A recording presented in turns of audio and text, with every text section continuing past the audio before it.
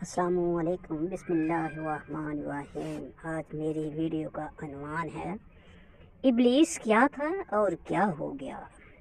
ابلیس جس کو شیطان کہا جاتا ہے، یہ فرشتہ نہیں تھا بلکہ جن تھا جو آگ سے پیدا ہوا تھا، لیکن یہ فرشتوں کے ساتھ ساتھ ملا جلا رہتا تھا اور دربار خداوندی میں بہت مقرب اور بڑے بڑے بلند درجات و مراتب سے سرفراز تھا۔ حضرت کعب احبار رضی اللہ تعالیٰ عنہ کا بیان ہے کہ ابلیس 40,000 برس تک جنت کا خزانچی رہا اور 80,000 برس تک ملائکہ کا ساتھی رہا اور 20,000 برس تک ملائکہ کو حفاظ سناتا رہا اور 30,000 برس تک مقربین کا سردار رہا اور 1,000 برس تک روحانیت کی سرداری کی منصب پر رہا اور 14,000 برس تک عرش کا طواف کرتا رہا اور پہلے آسمان میں اس کا نام عابد اور دوسرے آسمان میں زاہد اور تیسرے آسمان میں عارف اور چوتھے آسمان میں ولی اور پانچویں آسمان میں تقی اور چھٹے آسمان میں خازن اور ساتویں آسمان میں اسرائیل تھا اور لوہے محفوظ میں اس کا نام ابلیس لکھا ہوا تھا اور یہ اپنے انجام سے غافل اور خاتمے سے بے خبر تھا۔ لیکن جب اللہ تعالیٰ نے حضرت آدم علیہ السلام کو سجدہ کرنے کا حکم دیا تو ابلیس نے انکار کر دیا اور حضرت آدم علیہ السلام کی تحقیر اور اپنی بڑائی کا اظہار کر کے تکبر کیا۔ اسی جرم کی سزا میں خداوند عالم نے اس کو مردود بارگاہ کر کے دونوں جہان میں ملعون فرمایا اور اس کی پیروی کرنے والے کو جہنم میں عذاب نار کا سزا وار بنا دیا۔ چنانچہ قرآن مجید میں ارشاد باری تعالیٰ ہے جس کا ترجمہ اس طرح ہے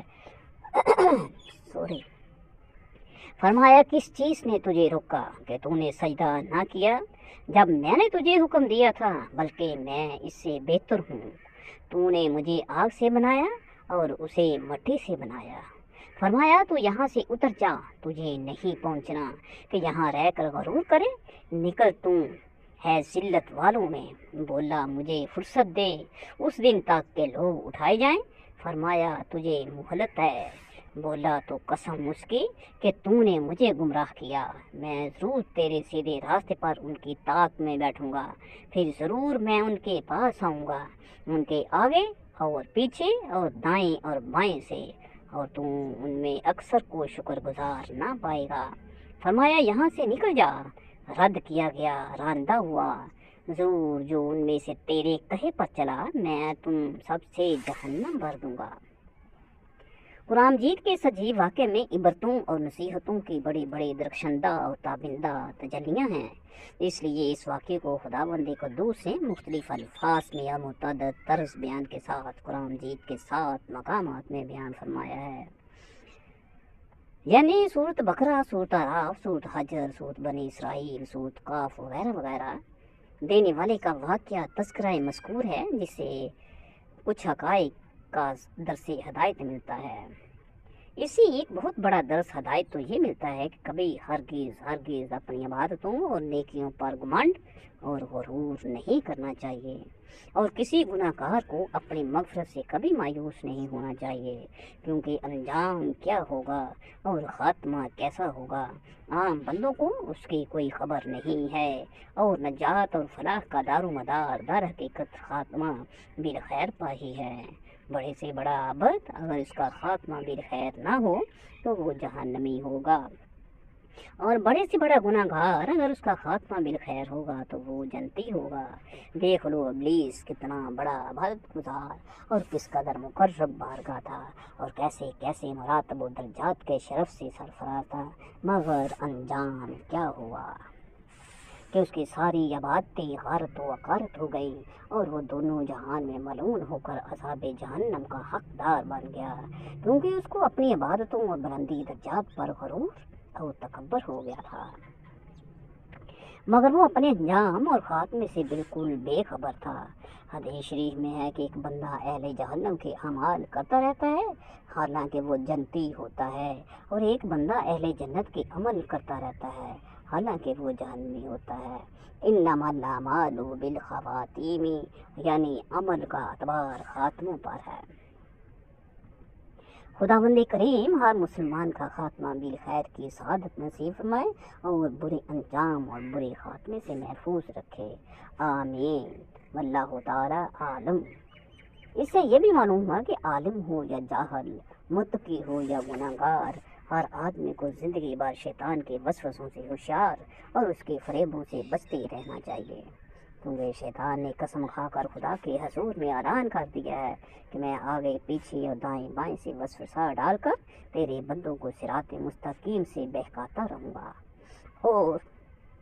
بہت سے بندوں کو خدا کا شکر گزار ہونے سے روک دوں گا۔ شیطان نے آگے پیچھے اور دائیں بائیں چار جانموں سے انسانوں پر حملہ آور ہوئے اور وسوسہ ڈالنے کا اعلان کیا ہے۔ اس سے معلوم ہوا کہ اوپر اور نیچے ان دو جانیوں سے شیطان انسانوں پر کبھی حملہ آور نہیں ہوگا۔ اوپر اور نیچے کی جانب سے کوئی وسوسہ ڈال سکے گا، لہذا اگر کوئی انسان اپنے اوپر یا نیچے کی طرف سے کوئی روشنی یا کوئی بھی حیرت انگیز اور تعجب خیز چیز دیکھے تو اسے سمجھ لینا چاہیے کہ یہ شیطانی کرتب یا ابلیس کا وسوسہ نہیں ہے، بلکہ اس کو خیر سمجھ کر اس کی جانب متوجہ ہو اور خداوند قدوس کی طرف سے خیر اور بھلائی کی امید رکھے۔ واللہ تعالی عالم، اللہ تعالیٰ بہتر جانتا ہے۔ جب میدان طے میں بنی اسرائیل نے یہ خواہش ظاہر کی کہ ہم زمین سے اگنے والے گلے اور ترکاریاں کھائیں گے، تو ان لوگوں کو حضرت موسیٰ علیہ السلام نے سمجھایا کہ تم لوگ من اور سلویٰ کے نفیس کھانوں کو چھوڑ کر گھیو، دال اور ترکاریوں جیسی خسیس اور گھٹیا غذائیں کیوں طلب کر رہے ہو؟ مگر وہ لوگ اپنی ضد پر اڑے رہے تو اللہ تعالیٰ نے حکم دیا کہ تم لوگ میدان طے سے نکل کر شہر بیت المقدس میں داخل ہو جاؤ اور وہاں بے روک ٹوک اپنی پسند کی اور من بھاتی غذائیں کھاؤ،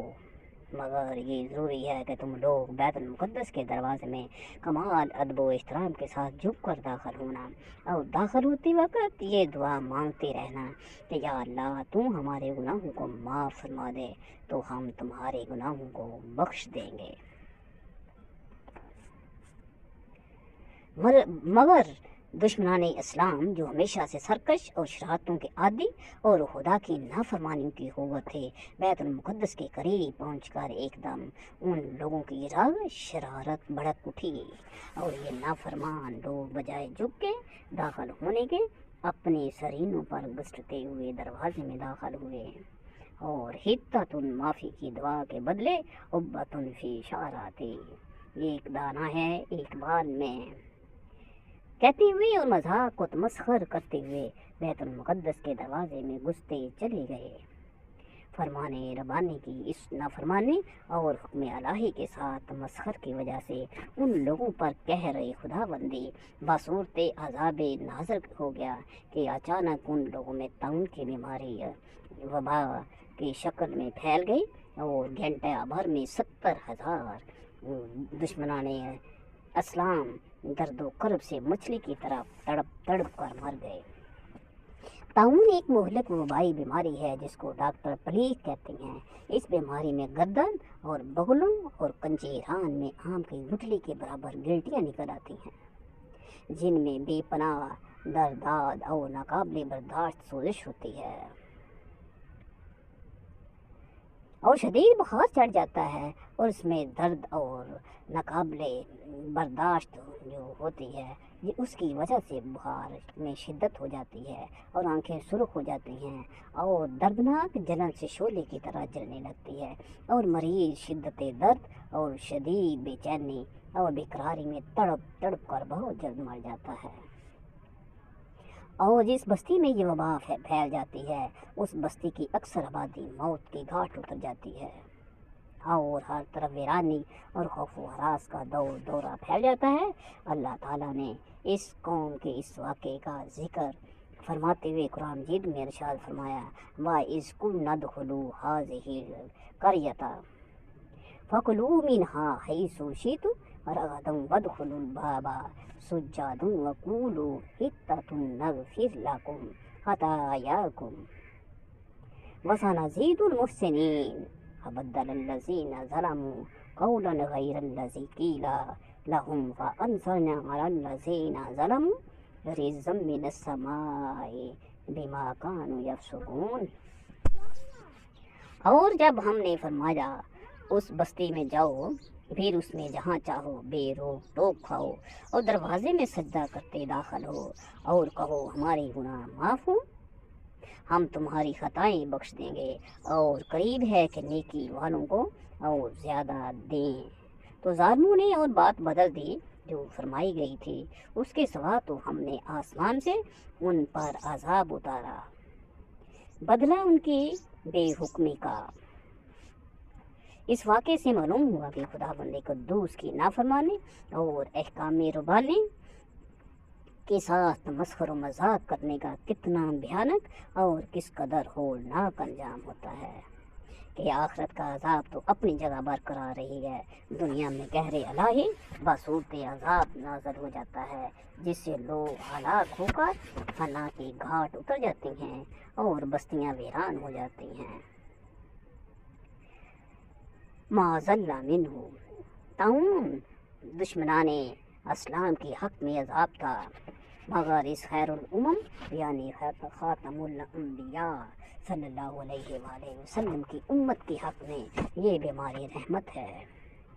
کیونکہ حدیث شریف میں آیا ہے کہ تعاون کی بیماری میں مرنے والا شہید ہوتا ہے۔ مسئلہ یہ ہے کہ جس بستی میں تعاون کی وبا پھیلی ہو وہاں جانا نہیں چاہیے، اور اگر اپنی بستی میں وبا آ جائے تو بستی چھوڑ کر دوسری جگہ بھاگنا نہیں چاہیے، بلکہ تعاون کی وبا میں اپنی بستی ہی کے اندر خدا پر توکل کر کے صبر کے ساتھ رہنا چاہیے۔ اگر اس بیماری میں مر گیا تو شہید ہوگا، اور تعاون کے ڈر سے بستی چھوڑ کر بھاگنے والے پر اتنا بڑا گناہ ہوتا ہے جتنا کہ جہاد کے دن میدان چھوڑ کر بھاگنے والوں پر گناہ ہوتا ہے۔ اس لیے ہرگز بھاگنا نہیں چاہیے، بلکہ اس بیماری میں صبر کے ساتھ اپنی ہی بستی میں مقیم رہنا چاہیے، کہ اس پر خدا بند تعالیٰ نے اجر اور ثواب کا وعدہ فرمایا ہے۔ واللہ تعالیٰ عالم۔ یہ صفا اور مروہ چھوٹی چھوٹی دو پہاڑیاں ہیں جو حرم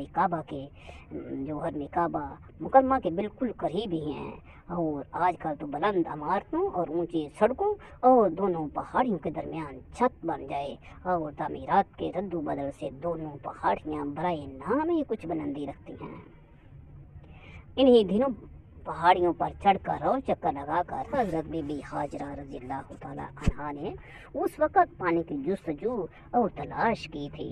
جبکہ حضرت اسماعیل علیہ السلام شیخ خوار بچے تھے اور پیاس کی شدت سے بے قرار ہو گئے تھے۔ اسی لیے زمانہ قدیم سے یہ دونوں پہاڑیاں بہت مقدس مانی جاتی ہیں، اور حجاج کرام ان دونوں پہاڑوں پر چڑھ کر بڑے احترام اور جذبہ عقیدت کے ساتھ طواف کرتے اور دعائیں مانگا کرتے تھے۔ مگر زمانہ جاہلیت میں ایک مرد جس کا نام اصاف تھا اور ایک عورت جس کا نام نائلہ تھا، ان دونوں خبیثوں نے خانہ کعبہ کے اندر زنا کاری کر لی، تو ان دونوں پر یہ قہر الہی نازل ہو گیا کہ یہ دونوں مسخ ہو کر پتھر کی مورت اور بت بن گئے۔ پھر زمانہ جاہلیت کے بت پرستوں نے ان دونوں مجسموں کو کعبہ سے اٹھا کر صفا مروہ کی دونوں پہاڑیوں پر رکھ دیا اور ان دونوں بتوں کی پوجا کرنے لگے۔ پھر جب عرب میں اسلام پھیل گیا تو مسلمان اصاف اور نائلہ دونوں بتوں کی وجہ سے ان دونوں پہاڑیوں پر جانے کو گناہ سمجھنے لگے۔ اس وقت اللہ تعالیٰ نے قرآن مجید میں یہ حکم نازل فرمایا کہ صفا اور مروہ کے طواف اور ان دونوں کی زیارت میں کوئی حرج اور گناہ نہیں، بلکہ حج اور عمرہ دونوں عبادتوں میں صفا مروہ کا طواف ضروری ہے۔ فتح مکہ کے دن حضور سید اکرم صلی اللہ علیہ وآلہ وسلم نے ان دونوں پہاڑیوں پر سے اصاف اور نائلہ دونوں بتوں کو توڑ پھوڑ کر نیست و نابود کر دیا، اور ان دونوں پہاڑیوں کو حسب دستور سابق مقدس و معظم قرار دے کر ان دونوں کا طواف حج و عمرہ میں ضروری قرار دیا گیا۔ چنانچہ قرآن مجید میں ارشاد ہوا ان الصفا والمروۃ من شعائر اللہ فمن حج البیت او اعتمر فلا جناح علیہ ان یطوف بہما۔ ومن تطوع خیرا فإن اللہ شاکر علیم۔ سورۃ البقرہ۔ بے شک صفا اور مروہ اللہ کے نشانوں میں سے ہے، تو جو اس گھر کا حج یا عمرہ کرے اس پر کچھ گناہ نہیں کہ ان دونوں کے پھیرے کرے، اور جو کوئی بلی بھات اپنی طرف سے کرے تو اللہ نیکی کا صلہ دینے والا خبردار ہے۔ صفا اور مروہ دونوں پہاڑیوں پر حضرت حاجرہ رضی اللہ تعالی عنہا نے دوڑ کر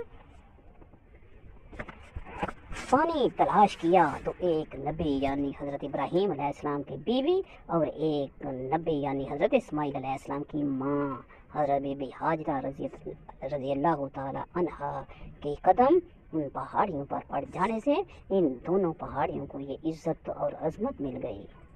تو حضرت بی بی حاجرہ رضی اللہ تعالی عنہا کی ایک مقدس یادگار بن جانے کا ان دونوں پہاڑیوں کو اعزاز اور شرف مل گیا،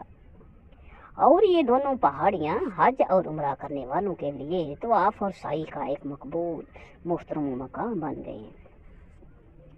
اس سے یہ ہدایت کا سبق ملتا ہے کہ اللہ والوں اور اللہ والیوں سے اگر کسی جگہ کا کوئی خاص تعلق حاصل ہو جائے تو وہ جگہ بہت معزز اور معظم بن جاتی ہے، اور ہر مسلمان کے لیے وہ جگہ قابل تعظیم اور لائق احترام ہو جاتی ہے۔ ورنہ مکہ معظمہ میں بہت سی پہاڑیاں اور چھوٹے بڑے بہت سے پہاڑ ہیں، مگر صفا اور مروہ کی چھوٹی چھوٹی پہاڑیوں کو جو تقدس اور عظمت حاصل ہے وہ کسی دوسرے پہاڑ کو حاصل نہیں۔ اس کی وجہ کیا ہے؟ اس کی وجہ یہ ہے کہ اس کے سوا اور کیا ہو سکتی ہے کہ یہ دونوں پہاڑیاں ایک اللہ والی کی ایک مبارک جدوجہد کی یادگار ہیں۔ اس پر گنبد خضرا اور اولیاء اللہ کے روزوں اور ان حضرات کی عبادت گاہوں اور دوسرے مقدس مقامات کو قیاس کر لینا چاہیے کہ یہ سب خاصان خدا کی نسبت اور تعلق کی وجہ سے معزز اور معظم اور قابل تقدس اور لائق تعظیم و احترام ہیں، اور ان سب جگہ کی تعظیم و توقیر خداوند قدوس کی خوشنودی کا باعث اور ان سب مقامات کی بے ادبی اور تحقیر قہر و قہار و غضب جبار کا سبب ہے۔ لہذا ان لوگوں کو جو گنبد خضرا اور مقابر اولیاء اللہ کی بے ادبی کرتے اور ان کو منہدم اور مسمار کرنے کا پلان بناتے رہتے ہیں، انہیں ان حقائق کے ستاروں سے ہدایت کی روشنی حاصل کرنی چاہیے اور اپنی نحوستوں اور بدبختیوں سے تائب ہو کر صراط مستقیم کی راہ پر ثابت قدم ہونا چاہیے۔ خداوند قدوس اپنے حبیب کریم علیہ الصلوۃ والسلام کے کفیل میں سب کو ہدایت کا نور عطا فرمائے اور صراط مستقیم کی شاہراہ پر چلائے۔ حضرت موسیٰ علیہ السلام جب کوہ طور پر 40 دن کے لیے تشریف لے گئے تو سامری منافق نے چاندی سونے کے زیورات پگلا کر ایک بچھڑے کی مورت بنا کر حضرت جبرائیل علیہ السلام کے گھوڑے کے پاؤں تلے کی مٹی اس مورت کے منہ میں ڈال دی تو وہ زندہ ہو کر بولنے لگا۔ پھر سامری نے مجمع عام میں یہ تقریر شروع کر دی کہ اے بنی اسرائیل، حضرت موسیٰ علیہ السلام خدا سے باتیں کرنے کے لیے کوہ طور پر تشریف لے گئے ہیں، لیکن خدا تو خود ہم لوگوں کے پاس آ گیا ہے اور بچھڑے کی طرف اشارہ کر کے بولا کہ یہی خدا ہے۔ سامری نے ایسی گمراہ کن تقریر کی کہ بنی اسرائیل کو بچھڑے کے خدا ہونے کا یقین آ گیا اور وہ بچھڑے کو پوجنے لگے۔ جب حضرت موسیٰ علیہ السلام کوہ طور سے واپس تشریف لائے تو بنی اسرائیل کو بچھڑا پوجتے دیکھ کر بے حد ناراض ہوئے۔ پھر غضب و جلال میں آ کر اس بچھڑے کو توڑ پھوڑ کر برباد کر دیا۔ پھر اللہ تعالیٰ کا یہ حکم نازل ہوا ہے جن لوگوں نے بچھڑے کی عبادت پرستش نہیں کی ہے وہ لوگ بچھڑا پوجنے والوں کو قتل کریں۔ چنانچہ 70,000 بچھڑے کی پوجا کرنے والے قتل ہو گئے۔ اس کے بعد یہ حکم نازل ہوا کہ حضرت موسیٰ علیہ السلام 70 آدمیوں کو منتخب کر کے کوہ طور پر لے جائیں اور یہ سب لوگ بچھڑا پوجنے والوں کی طرف سے معذرت طلب کرتے ہوئے یہ دعا مانگیں کہ